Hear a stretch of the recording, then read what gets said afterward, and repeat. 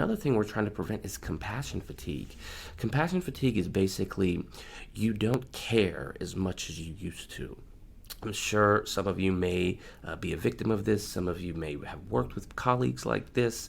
I've worked with numerous colleagues who, when they first come in, within the first few years of their work, they are very compassionate toward their clients, toward the students they work with. But then over time, they kind of get beaten up by the stories, by time, and they hear it over and over and over again. And that exact same story that comes in a number of years later, they're much more callous to it. It doesn't touch them in the same way, and in turn, it doesn't contribute to them developing compassion. As a matter of fact, there's most often an absence of that, and we're at risk for that. When you hear story after story after story, when you're exposed to it, when you're exposed to those challenging behaviors, over time, because of our own ability to adapt, just similarly to a traumatic adaptation or a behavioral adaptation, we adapt to it too if we don't practice good, competent self-care.